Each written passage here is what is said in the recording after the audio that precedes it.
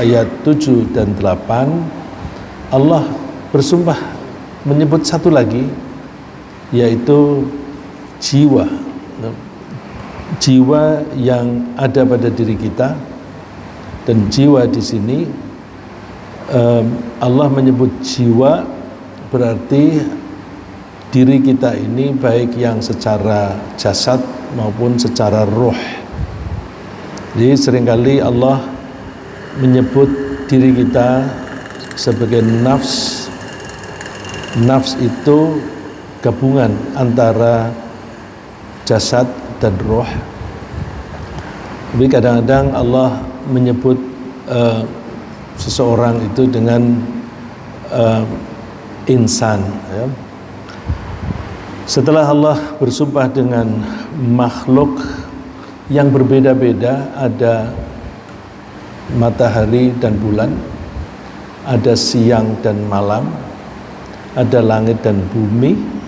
Jadi ada pasangan-pasangan, ya. Setelah Allah menyebut makhluk-makhluk yang berpasangan, sekarang Allah menyebut makhluk yang wujudnya satu, tetapi di dalam dirinya itu ada pasangan. Yang satu itu adalah diri kita manusia. A'udzu billahi minasyaitonir rajim. Bismillahirrahmanirrahim. Wa nafsin wa ma sawwaha fa'alhamaha fujuraha wa taqwaha. Dan demi jiwa atau demi seseorang manusia dan demi penyempurnaannya. Pada pertemuan yang lalu sudah kita bahas bahwa ma di beberapa ayat yang disebutkan di sini adalah ma zaidah, ma tambahan, yang fungsinya membuat kata kerja atau jumlah yang disebut setelahnya itu sebagai kata benda. Jadi wa ma sawwaha sama dengan wa taswiha. Sawwa yusawi taswiyatan wa taswiyatiha, ya. Wa taswiyatiha, demi jiwa seseorang dan demi kesempurnaannya.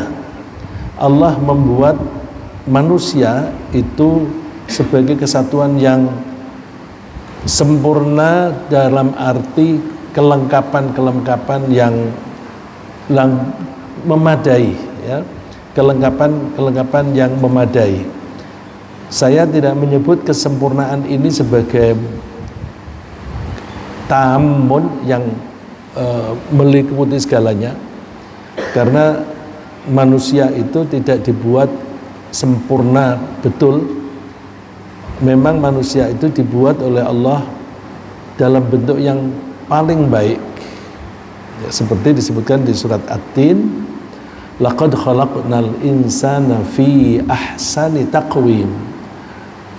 Sungguh kami telah menciptakan manusia itu dalam bentuk yang terbaik. Bentuk yang terbaik, bukan yang sempurna, tetapi yang terbaik. Jadi sawwa itu artinya memberikan kelengkapan-kelengkapan. Kemudian setelah diberi kelengkapan, Allah memberi ilham. Fa'alhamaha fujuraha wa taqwaha.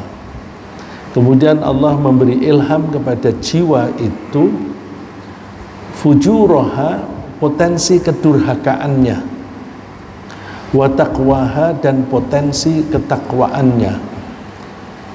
Jadi manusia ini dibuat oleh Allah mempunyai dua sisi.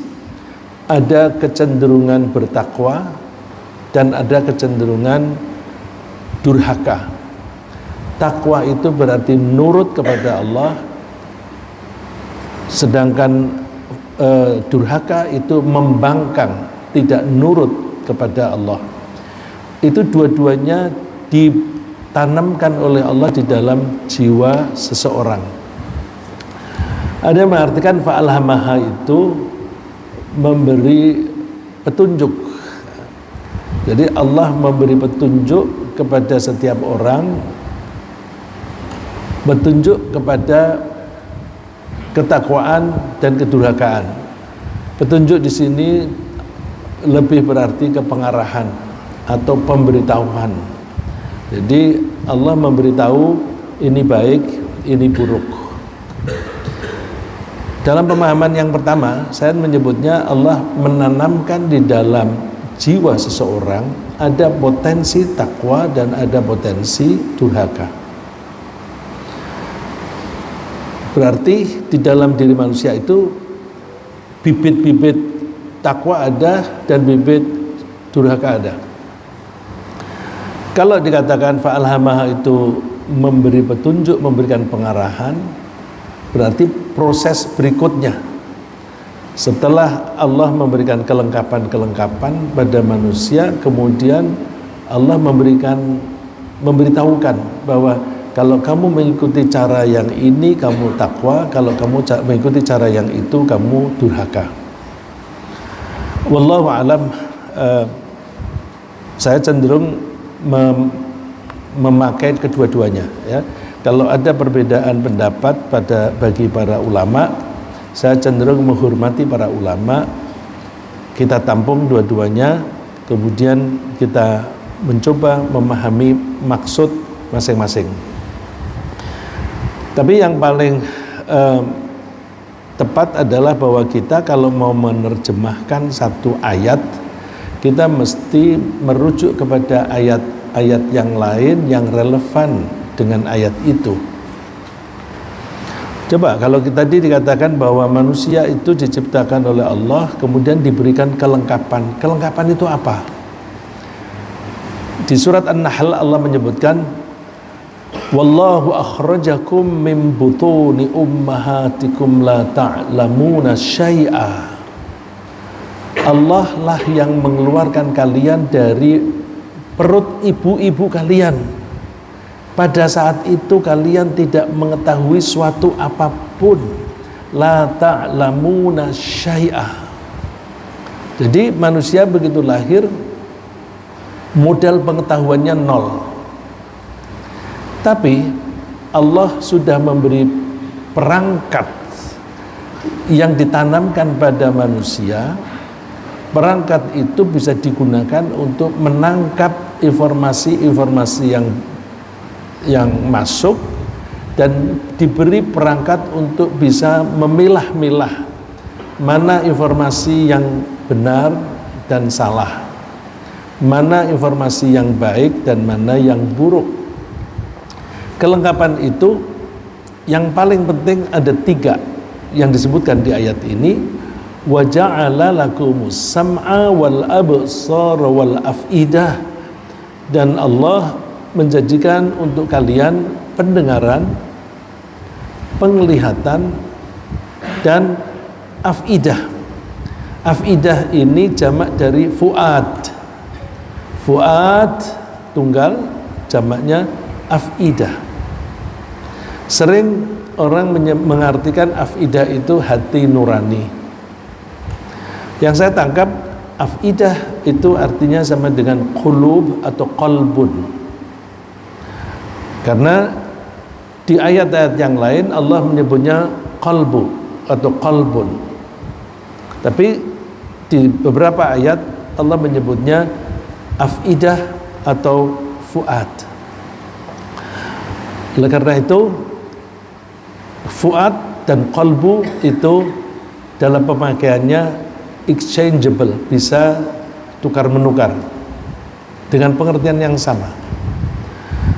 Dengan memahami bahwa 2 ini pengertian yang sama, maka kita menangkap bahwa qalbu yang arti letternya adalah jantung itu tidak merujuk kepada benda secara fisiknya, tetapi fungsinya.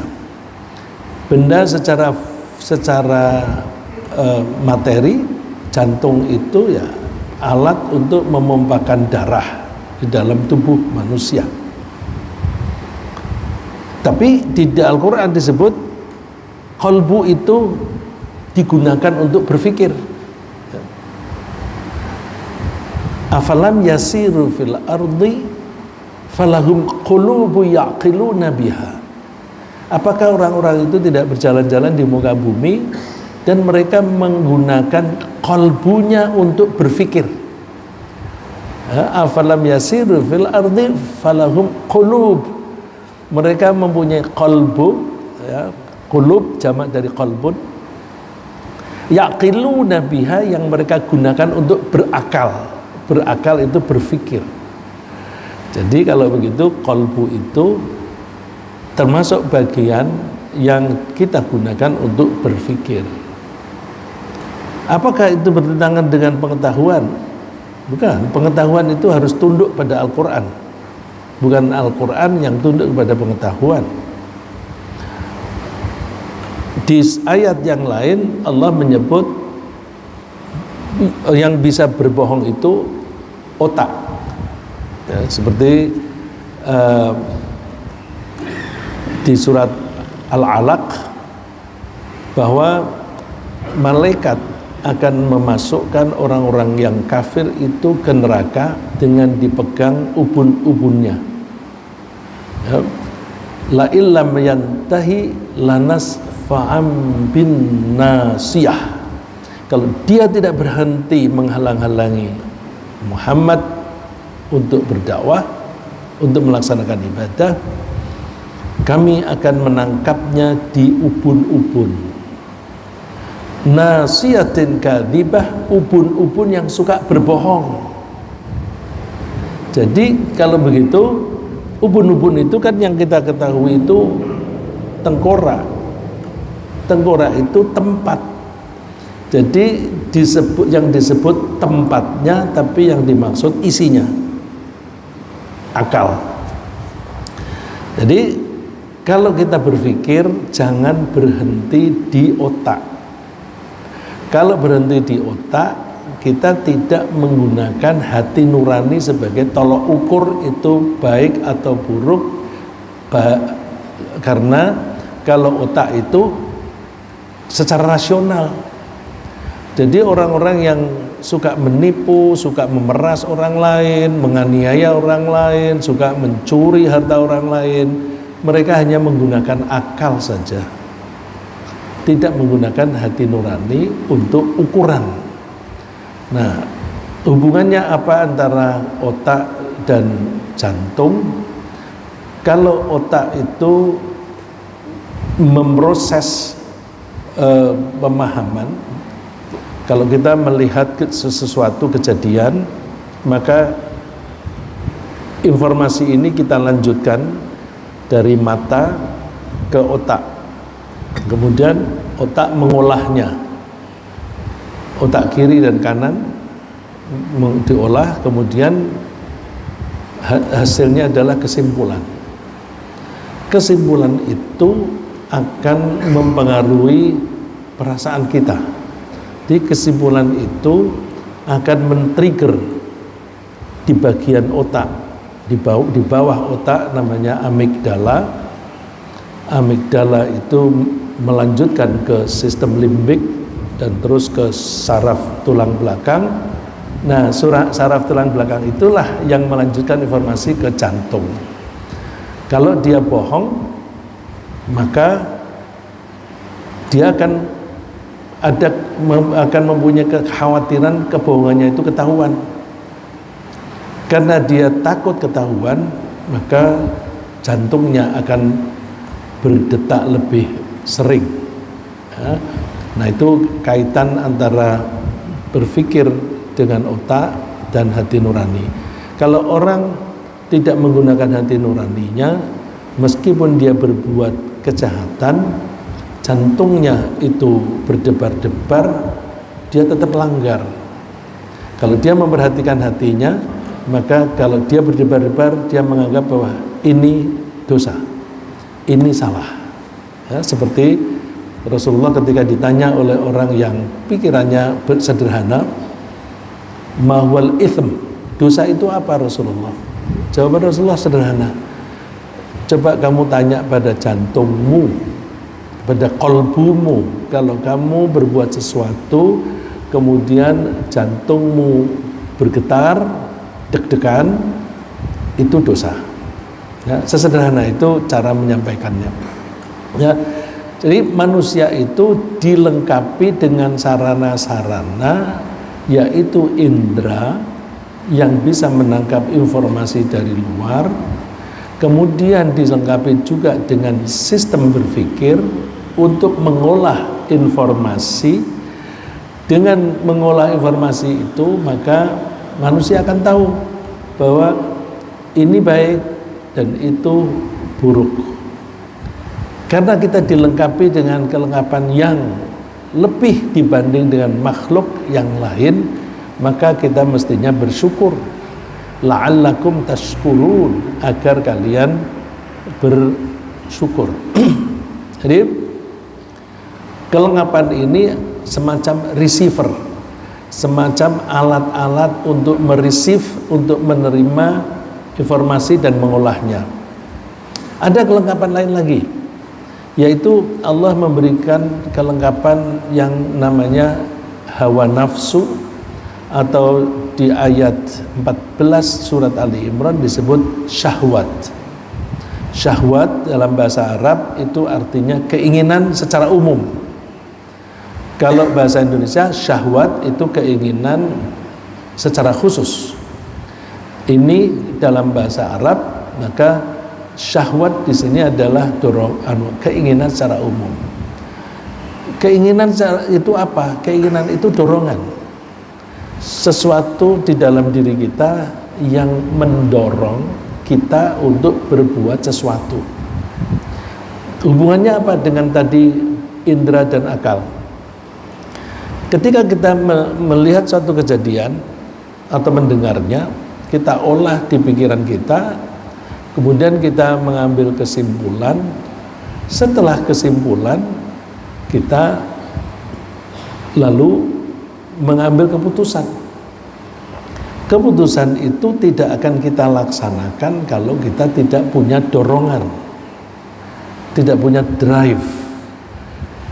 Orang yang mempunyai keputusan tapi tidak mau melaksanakan, itu orang-orang yang mimpi-mimpi saja, punya cita-cita tetapi tidak pernah dilaksanakan.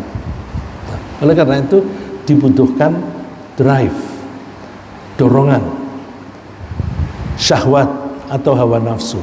Nah, yang namanya syahwat atau hawa nafsu itu karakternya dorong.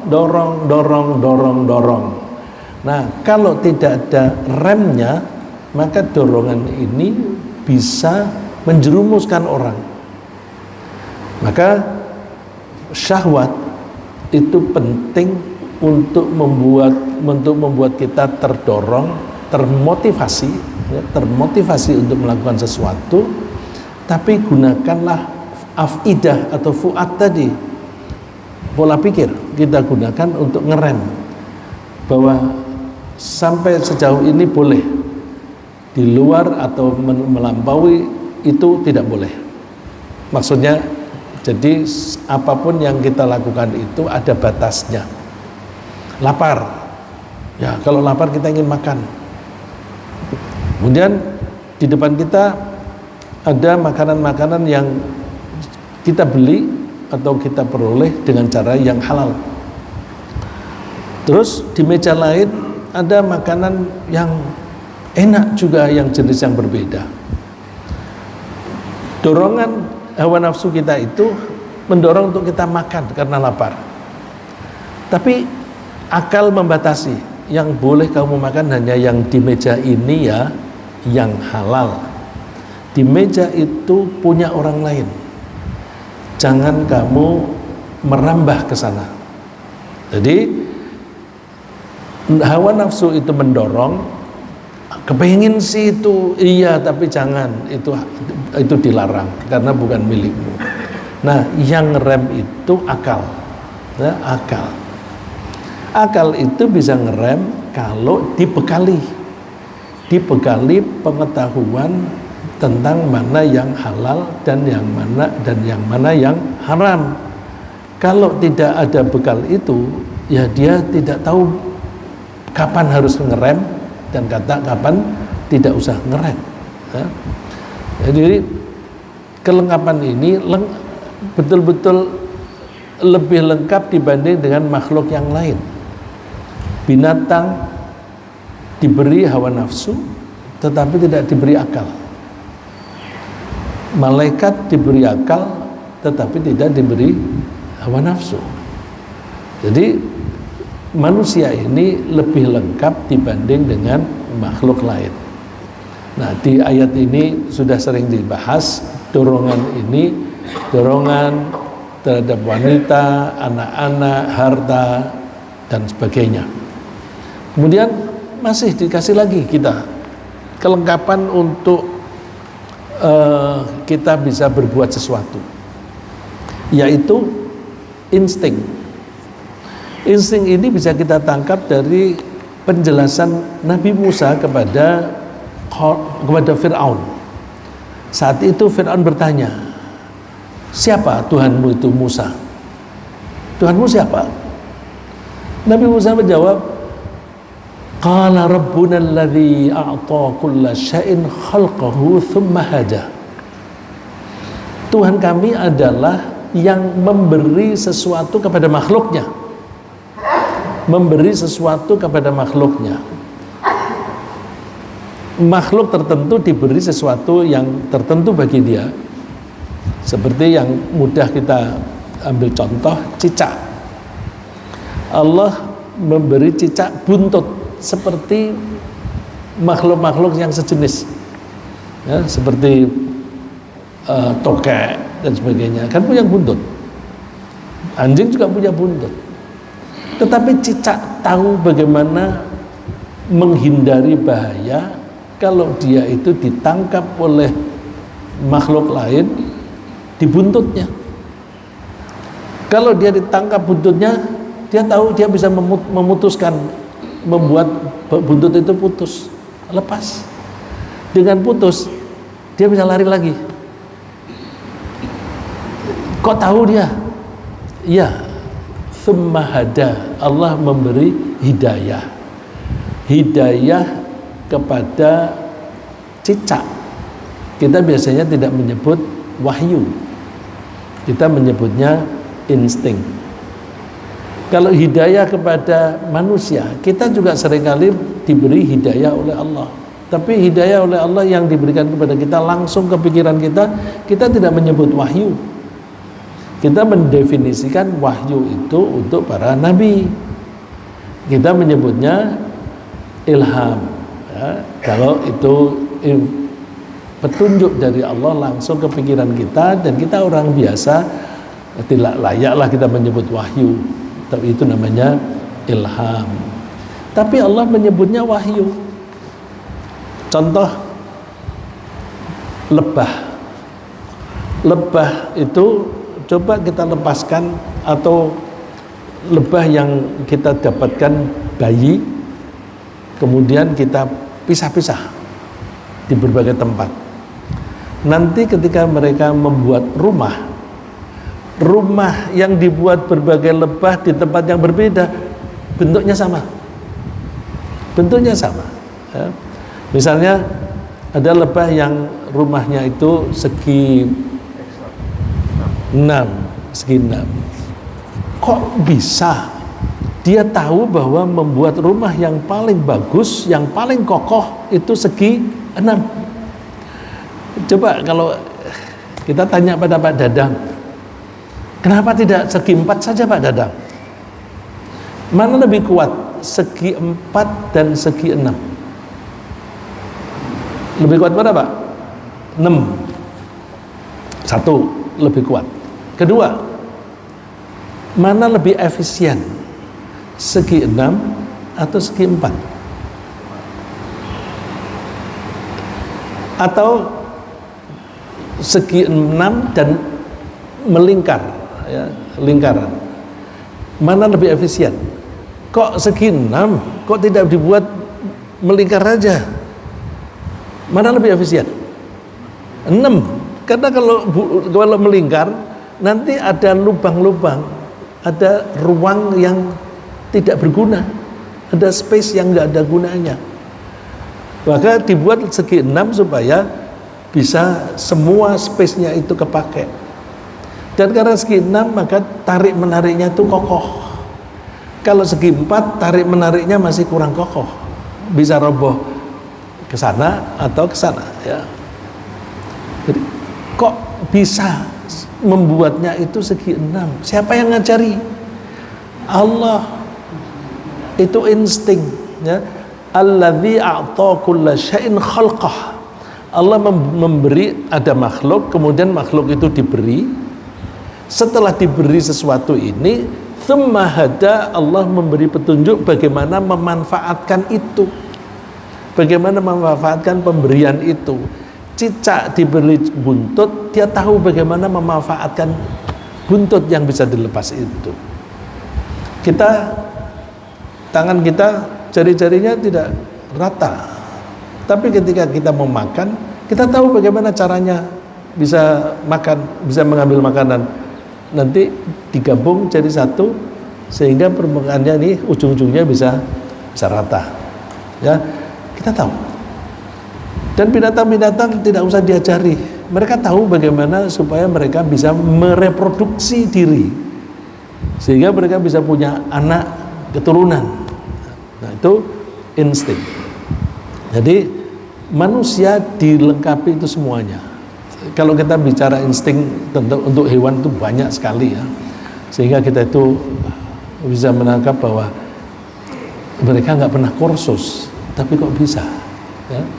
Berang-berang itu suka makan ikan, tapi bikin perangkap dengan cara membuat rumahnya di sungai. Terus supaya ada ikan, maka dia membuat rumahnya itu digenangi air. Nah, caranya gimana? Dia membuat bendungan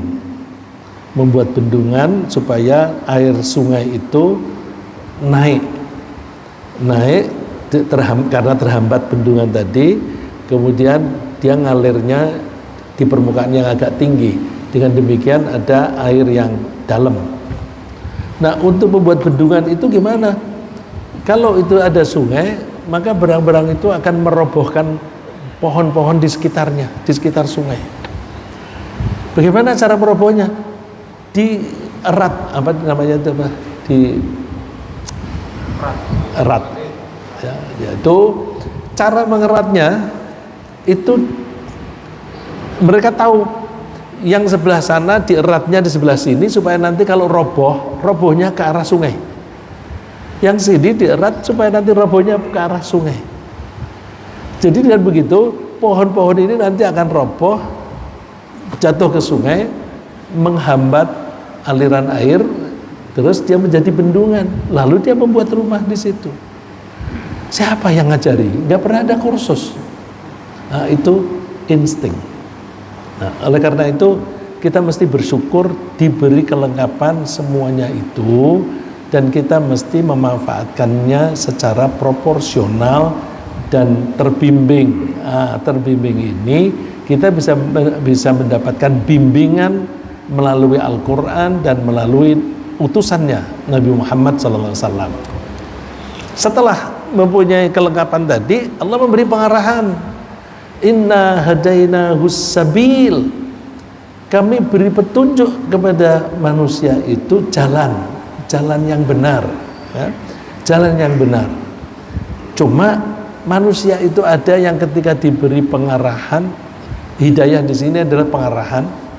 Ketika diberi pengarahan, ada yang berterima kasih, ada yang tidak berterima kasih.